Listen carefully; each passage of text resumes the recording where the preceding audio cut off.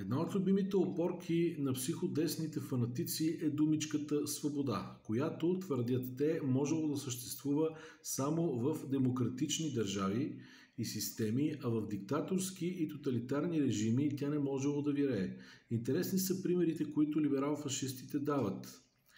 СССР и Третият райх.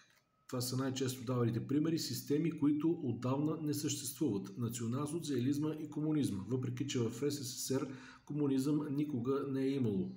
Думичката свобода днес се повтаря постоянно, защото тя служи като удобна маска за прокарването на екзотични виждания за живота, които в една нормална система не биха могли да съществуват.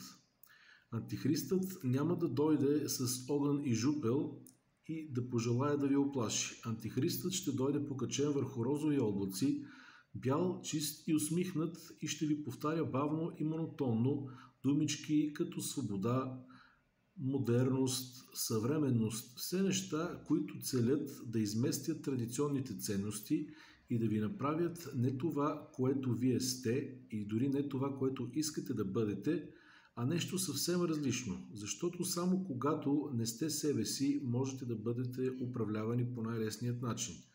Антихристът е тук и ще дойде тук, за да управлява масите и да завладее умовете и сърцата на масите.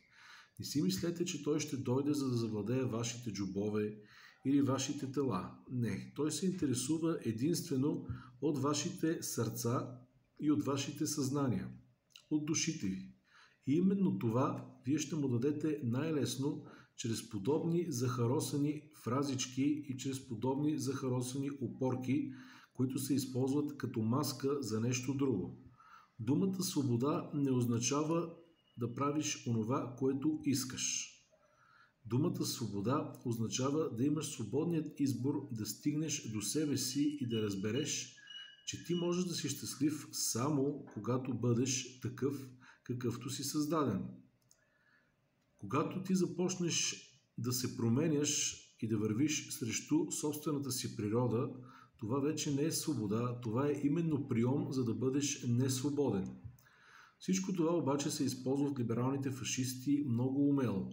Виждате, че сега, когато Доналд Тръмп е ясно, че ще стане президент на САЩ, започнаха да се изваждат какви ли не устарели вече опорки за отношението на Тръмп към отделните хора, към отделните етноси, за отношението му към жените и така нататък и така нататък. Все неща, които вече бяха оспорени.